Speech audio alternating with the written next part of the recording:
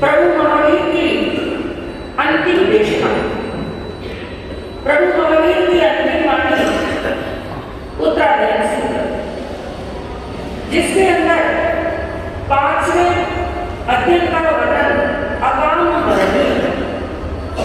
प्रभु ने बड़ी कृपा की है, बड़ी अनुकंपा की है कि हम जैसे प्राणियों के लिए जो संसार के अंदर अनादि काल से भटक रहे हैं, उनको ऐसा सन्मार्ग प्रशस्त किया, ऐसा मार्ग बताया कि इस संसार के चक्रव्यूह से निकल करके हम भी मोक्ष के स्थान को, परमात्मा के स्थान को, सिद्ध के स्थान को प्राप्त कर सकते हैं। इस लोक को भी सुखी कर सकते हैं, परलोक को भी सुखी कर सकते हैं। अपने जीवन की नैया को सन्मार्ग पर लगा करके सिद्ध स्थान को प्राप्त कर सकते हैं, लेकिन कब? भगवान के बताए हुए मार्ग पर चलेंगे। क्योंकि बताया गया प्रभु इन्नामंतायान है, प्रभु खुद भी गिरते हैं और तिराते हैं, लेकिन वो खुद तिराते नहीं है, बल्कि गिरने का मार्ग बताते हैं। पुरुषार्थ तो हमें खुद को ही करना पड़ेगा। प्रभु केवल मार्ग बता सकते हैं, केवल ज्ञानी केवल मार्ग बता सकते हैं, कीर्तनकर प्रभु केवल मार्ग बताते हैं, लेकिन उसको सुन करके, जान करके, श्रद्धा करके आचरण हमारी आत्मा को ही करना पड़ेगा। जैसे हमारे सामने भोजन की थाली है, भगवान ने तो भोजन की थाली, ये आदम की जो वाणी है, आप्त पुरुषों की वाणी है, जिन वाणी है, उस तैयार भोजन की थाली के समान कितनी बड़ी हमारी मनवानी है कि हमें जिनवानी रूपी ऐसा सजा हुआ ताल प्राप्त हुआ है, लेकिन हमारा कितना बड़ा प्रमाद है, कैसे प्रमाद के अंदर, आसक्ति के अंदर पड़े हुए हैं। भूख भी जोरदार लगी हुई है, भोजन की थाली भी सामने है, लेकिन उसको यदि एक व्यक्ति, कल्पना करो, एक व्यक्ति को जोरदार भूख लगी हुई है, भोजन की थाली सामने है और फिर भी वो भूखा रह जाए। एक व्यक्ति को जोरदार प्यास लगी हुई है और सामने शीतल जल वाली, मधुर जल वाली नदी बह रही है और फिर भी वो व्यक्ति प्यासा रह जाए। इसमें दोष किसका? खुद का दुर्भाग्य है, खुद वो भाग्यहीन है, खुद वो पुण्यहीन है। पानी होते हुए भी प्यासा रह गया और भोजन होते हुए भी भूखा रह गया। हम संसार के अंदर भटक रहे हैं, दुखी हैं, मंजिल को प्राप्त नहीं कर पा रहे हैं, कारण है हमारा प्रमाद। बाकी प्रभु ने मार्ग बताने में कोई कसर नहीं। तो यही वर्णन चल रहा है कल आपके सामने इस 5वें अध्याय की 5वीं गाथा के अंदर आपने वर्णन सुना। प्रभु ने फरमाया, जे दिते काम होगे सु एक कुड़ाए छड़ी नवे दिते बड़े लोगे चक्कू दिठा ईमान। जो मनुष्य, जो आत्माएं काम भोगों के अंदर आसक्त है, 5 इंद्रियों के विषय और विकारों के अंदर आसक्त है, वो क्या कहते हैं? नवे दिखे परलोक, मैंने तो कोई परलोक को देखा नहीं है।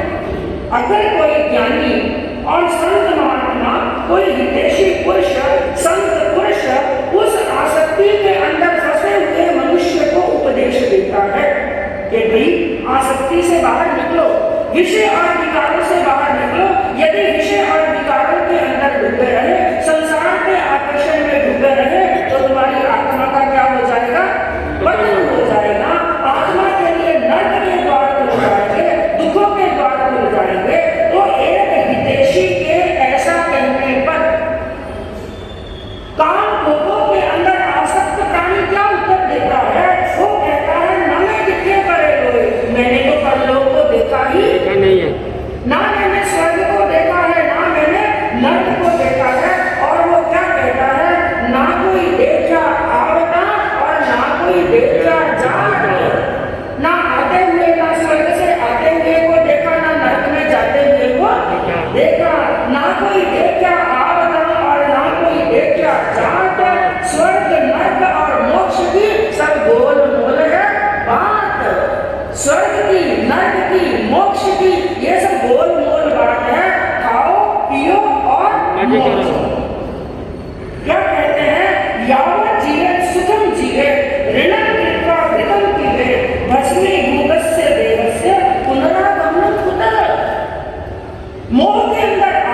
प्राणी, राग में पड़ा हुआ प्राणी, संसार के आकर्षण में पड़ा हुआ प्राणी, इंद्रियों के भोग और विकार में, काम भोग में फंसा हुआ प्राणी क्या कहता है?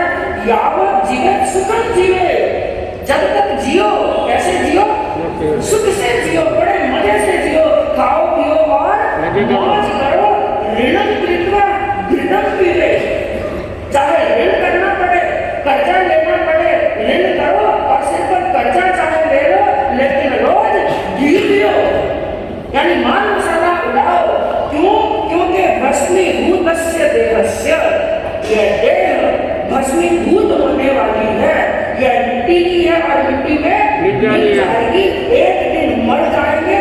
पुनरागमन कुतः, वापिस कोई पुनरागमन होने वाला नहीं है। अच्छा करके कोई अच्छा फल नहीं है और बुरा करोगे कोई बुरा फल नहीं है। इस धारणा को बना लो। और अगली गाथा के अंदर क्या कहा? काली आज आना गया, को जान ई करे लोए, अतीवा नतीवा दूसरा तत्व क्या देता है? ये इंद्रियों के विषय और विकार, यानी खाना पीना, सोना, मौज और मस्ती करना, घूमना, जगह जगह पर जाना, ये इंद्रियों के जितने भी विषय और विकार हैं, ये तो मेरे स्वाधीन है। ये सब चीजें तो मुझे मेरे सामने प्रत्यक्ष रूप से मेरे स्वाधीन है, मुझे प्राप्त हो चुकी हैं और मुझे दिखाई दे रही हैं, मैं इनको भोग रहा हूँ। लेकिन यह स्वर्ग और नर्क जो परलोक में प्राप्त होने वाला है।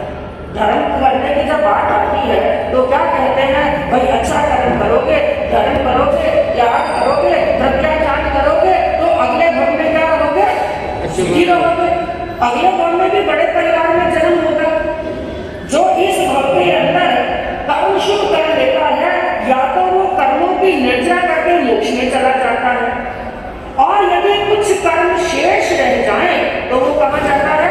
स्वर्ग के अंदर जाता है। तो स्वर्ग के सुखों को भोगता है, और स्वर्ग से भी जब वापिस मनुष्य भव के अंदर आता है, उसको वापिस 10 अंगों की प्राप्ति होती है। कितने अंगों की? ध्यान से सुनना कि जहां पर वर्णन आता है चत्तारी परमंगाणी, जीव आत्मा को 4 अंगों की प्राप्ति, तीसरे अध्याय के अंदर वर्णन चलता है जीव आत्मा को 4 अंगों की प्राप्ति होना परम दुर्लभ है। वो 4 अंग यदि प्राप्त हो गए, धर्म को सुन लिया, पहला मनुष्य को प्राप्त कर लिया, जिनवानी को सुन लिया, जिनवानी पर श्रद्धा कर ली, जिनवानी को आचरण कर लिया, संयम अंगीकार कर लिया, धर्म का कार्य कर लिया, तो या तो वो उसी भव के अंदर संपूर्ण कर्मों की निर्जा करके कहाँ चला जाएगा? मोक्ष में। और कुछ यदि शुभ कर्म शेष रह गए हैं तो वो जीवात्मा कहाँ जाएगा? देवलोक के अंदर। और देवलोक में जाने के बाद में वहां का आयुष्य पूर्ण करके वापिस कहाँ आएगा?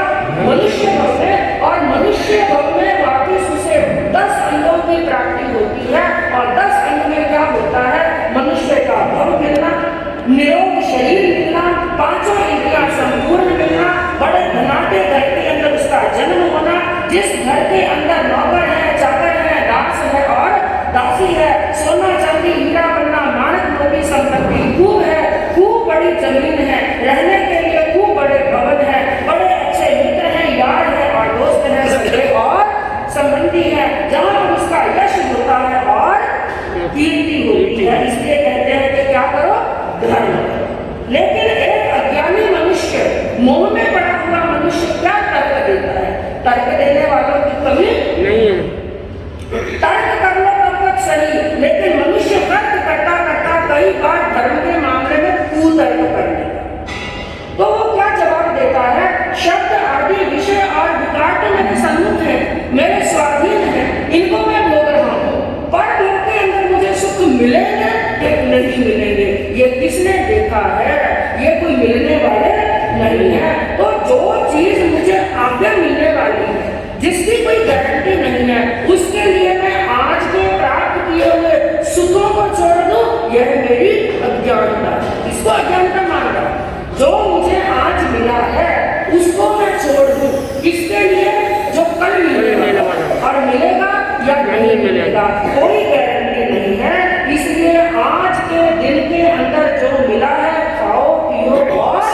मौज करो, क्योंकि मरने के बाद में कोई वापस दूसरा जन्म होने वाला नहीं।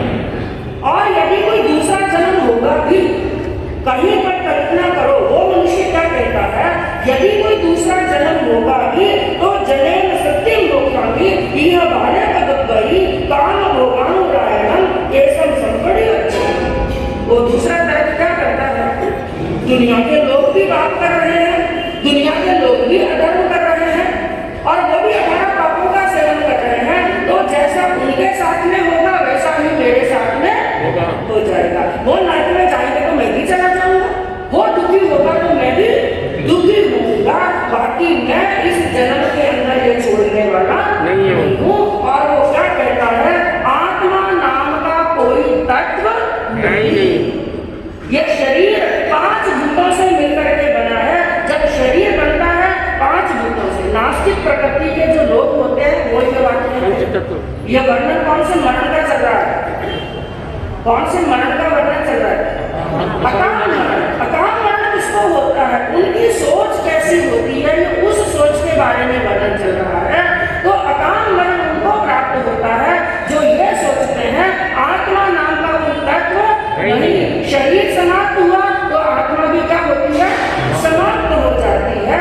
जो ऐसी मिथ्या धारणा करता है, याद रखना एक बात को, प्रभु महावीर की तीर्थंकरों की जो वाणी है उसके अंदर यदि रत्ती मात्र भी वो गलत अपनी बात को रखने के लिए, अपना सिक्का जमाने के लिए, मेरे गुरु ने ऐसा कहा, मेरी जानकारी ऐसी है, सत्य को जानता हुआ भी सत्य को झुठलाने का काम करता है, तो वो अपना एक जन्म नहीं असंख्यात भवों को अपने संसार को बढ़ा लेता है।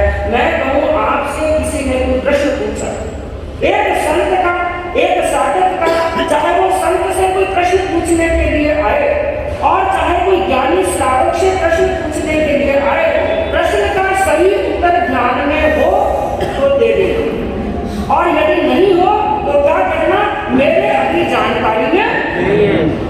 लेकिन कई बार क्या होता है, सामने वाला क्या सोचेगा, मेरे को ये जानकारी नहीं है, मैं तो दुनिया के अंदर लोग मुझे ज्ञानी समझते हैं, विद्वान समझते हैं, और मेरे से प्रश्न पूछा और मुझे इसका उत्तर नहीं आता। तो ऐसा सोच करके अपने ईगो को, अपने अहंकार को यथावत रखने के लिए वो क्या करता है, कई बार उस बात की प्रवृत्ति गलत कर देता है। और जिसने इस बात की धर्म के अंदर जिन वाणी की रत्ती मात्र भी प्रवृत्ति गलत की है, वो आत्मा का संसार इतना बढ़ जाता है, इतना बढ़ जाता है कि जल्दी जल्दी वो कभी ऊपर सतह पर आने वाला नहीं। इसलिए जो समझ में आए वो बात कह दो, और नहीं समझ में आए, भाई मेरी जानकारी में नहीं है, ज्ञानियों से मिलेंगे, जानकारों से मिलेंगे, हम भी पूछेंगे और आप भी पूछ लेना, मुझे पता चलेगा तो आपको उत्तर दे दूंगा, और आपको पता चलेगा तो बात इतने में खत्म। और यदि गलत प्रवृत्ति कर दी, ना जाने कितनी बार नारदी में जाना पड़ेगा, और कितनी बार क्रियंश गति के अंदर जाना पड़ेगा, कितनी बार निरोध में जाना पड़ेगा, इसका कोई हिसाब ही नहीं है। एक ऐसा ही दृष्टांत आता है रघुवंश साहित्य के अंदर। एक आचार्य थे जिनका नाम था क्षीर कदम, और उनके 3 शिष्य, एक का नाम था वसु, एक था पर्वत और एक था नारद। जो वसु थे वो राजपुत्र था, राजा का बेटा। जो पर्वत था वो उन्हीं आचार्य का पुत्र था, और एक था नारद। ये तीनों आचार्य क्षीर कदम के पास में आश्रम में रहकर के अध्ययन कर रहे थे, क्योंकि पुराने जमाने के अंदर आश्रमों में रहकर के, गुरु के पास में रहकर के कई वर्षों तक वहां पर शिक्षा प्राप्त करके और अपने घर के अंदर भी नहीं, तो तीनों वहां पर शिक्षा प्राप्त कर रहे थे। एक बार का प्रसंग हुआ, रात्रि का समय था, तीनों शिष्य छत पर सो रहे थे और पास में ही गुरु सो रहे थे। रात्रि का समय, और आकाश मार्ग से 2 जटाचरण मुनि जा रहे हैं। जटाचरण मुनि उन्हें कहते हैं जो संत हैं, लेकिन उनके पास में उनकी साधना से ऐसी लब्धि प्राप्त हो जाती है, उस लब्धि को याद करते हैं, मंत्र करते हैं,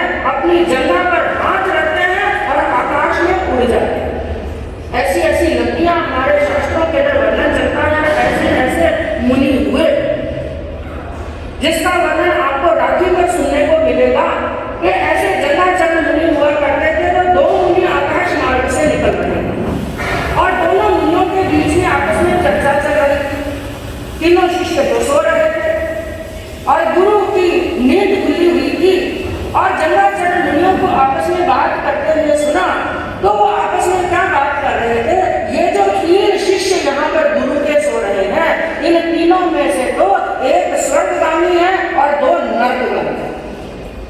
ये बात गुरु ने सुन ली।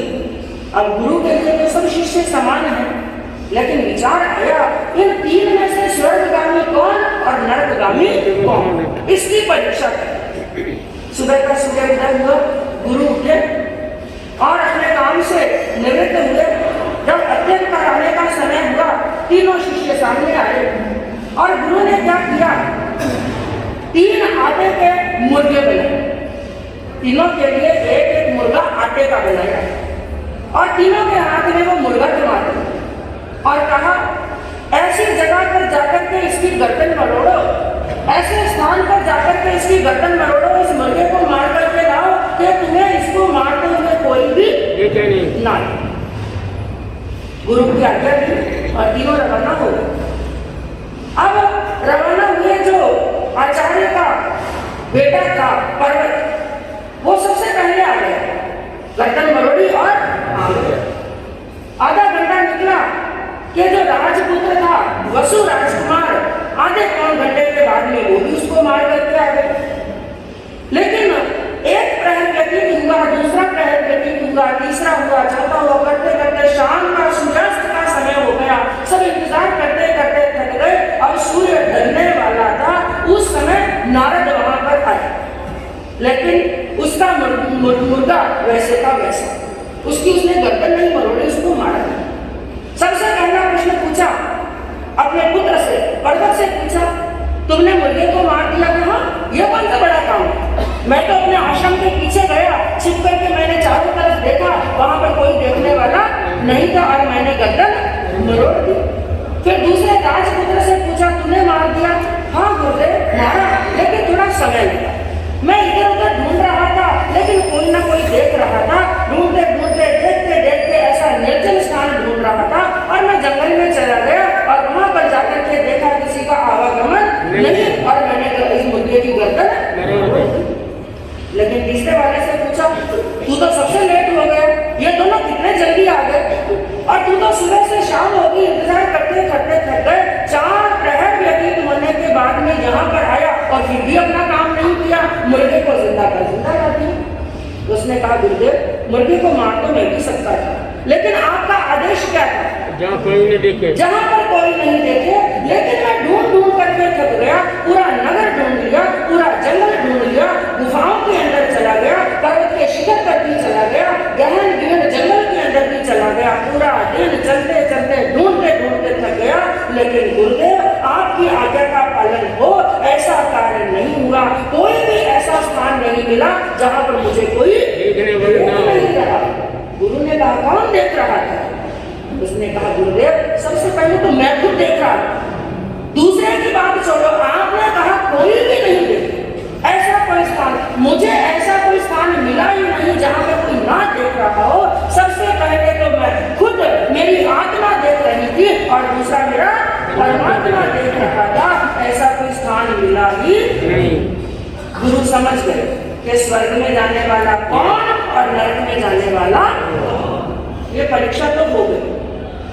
समय व्यतीत हुआ, कई वर्ष व्यतीत हो गए और गुरु, उनका भी स्वर्गवास हो गया, देवलोक हो गया। अब उनके स्थान पर उनका जो बेटा था पर्वत, वो आचार्य बन गए। नारद भी अपने कार्य में लग गए। जो वसु राजकुमार था वो भी एक दिन राजा बन गया। सब अपने अपने कार्य क्षेत्र के अंदर, कर्म भूमि के अंदर चले गए। एक बार का प्रसंग हुआ कि किसी कारण से नारद वहां पर आश्रम के अंदर आए हुए और जो अब पर्वत आचार्य बन चुके थे, वो अपने शिष्यों को ज्ञान दे रहे थे, पढ़ा रहे थे और पढ़ाते पढ़ाते कहीं पर कोई प्रसंग आया और एक शब्द आया वहां पर, अज। क्या आया? हवन की कोई बात चल रही थी। यज्ञ किया जाता है और यज्ञ के लिए क्या करते हैं? हवन करते हैं, आहुति देते हैं। तो आहुति की सामग्री की, हवन की, यज्ञ का कोई प्रसंग आया, उसका वर्णन कर रहे थे, उसके बारे में समझा रहे थे। वहां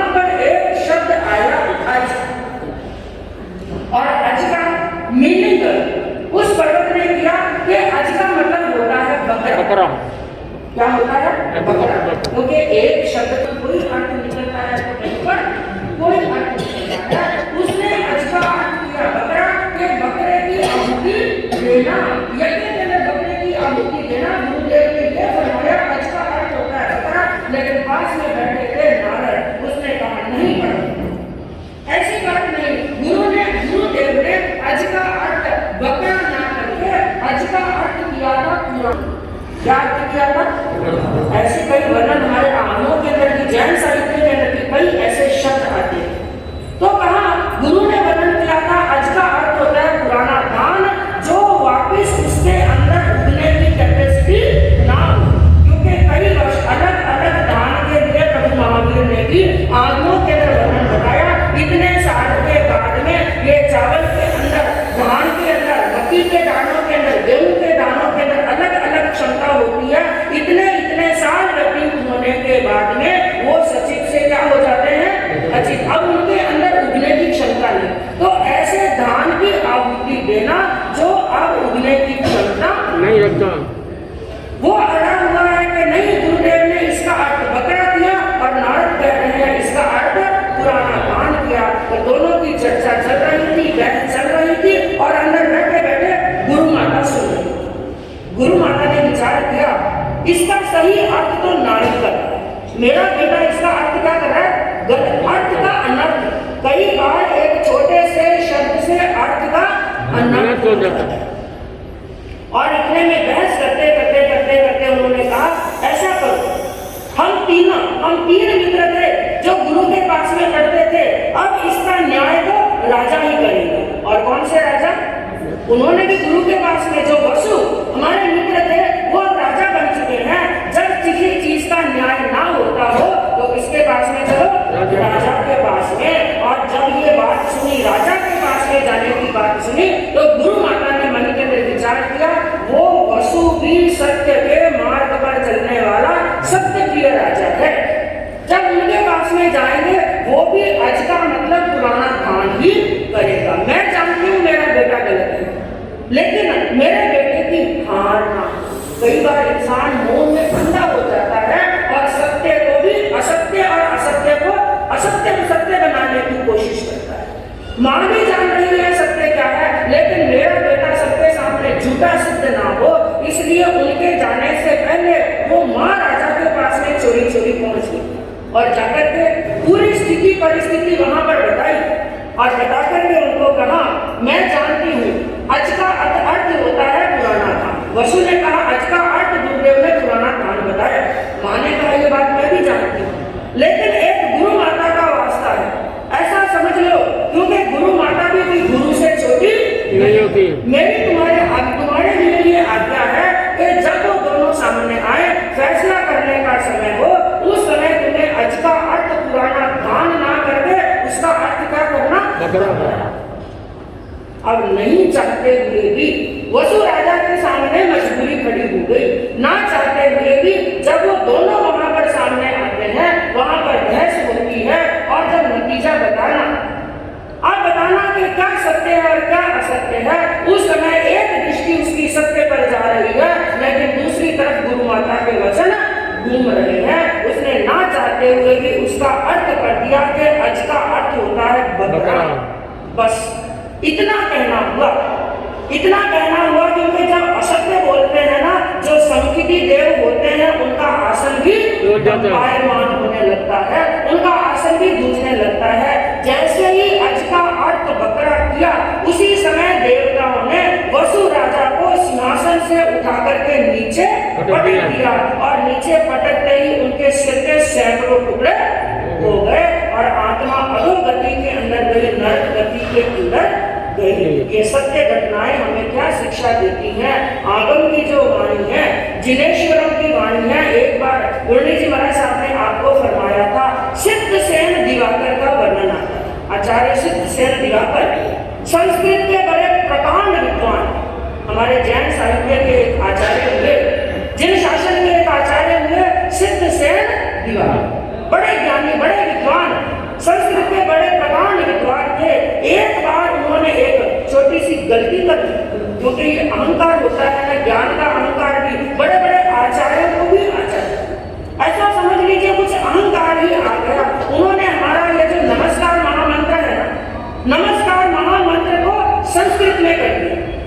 इसमें कर दिया, बाकी इसके अर्थ को भी बदलने की कोशिश नहीं की, शब्दों को और कुछ बदलने की कोशिश नहीं की, केवल नमस्कार महामंत्र को किसने कर दिया, संस्कृत के अंदर कर दिया। तो उनके गुरु आचार्य वृद्धवादी ने सिद्धसेन दिवाकर को, अपने शिष्य को कई वर्षों के लिए गच्छ से बाहर कर दिया। अज्ञातवास की तरह रहना है, तुम्हें केवल जंगलों के अंदर रहना है, गच्छ के अंदर नहीं रह सकते, और तुम्हारी सजा यही है और यही प्रायश्चित है, गच्छ से बाहर रहना, अकेले रहना, और जहां पर भी विचरण करो राजाओं को उपदेश दो। किसको? सामान्य मनुष्यों को नहीं। सामान्य मनुष्यों को उपदेश देना बड़ा सरल होता है और राजाओं को उपदेश देना टेढ़ी चीज होती है, उनको समझाना बड़ा कठिन होता है। उनसे दुर्व्यसनों का एक प्रकार से छुड़ाना, दुर्व्यसनों से दूर करना और उनको शिक्षा देना। तो इतनी सी गलती करने का भी इतना बड़ा क्या किया, प्रायश्चित किया। कहने का तात्पर्य क्या है, यह सत्य है कि हमारी आत्मा थी, है और रहेगी, लेकिन आसक्ति में ग्रस्त प्राणी क्या कहता है, ना कोई आत्मा है, ना कोई पुनरागमन है, ना कोई स्वर्ग है, ना कोई नरक है और ना कोई मोक्ष है। ये बातें कहने वाले हमारे सामने भी कई बार आते हैं। वो क्या कहते हैं बाजी, ना कोई स्वर्ग, ना कोई नरक, ना कोई मोक्ष, ये तो खाली कहने की बातें हैं। भगवान महावीर कहकर के गए, ये किसने देखा? आत्माओं में केवल किया है, लेकिन याद रखना तीर्थंकरों की वाणी तीन काल में भी असत्य होने वाली नहीं है। भगवान की वाणी पर श्रद्धा करेंगे, विश्वास करेंगे, पालन हो या ना हो, लेकिन श्रद्धा करना, विश्वास करना, आस्था करना, इससे भी कर्मों की निर्जरा होती है। आगे अकाम मरण को प्राप्त करने वाली आत्माओं का क्या वर्णन चलता है, सुनने से मालूम पड़ेगा। इसी भावना से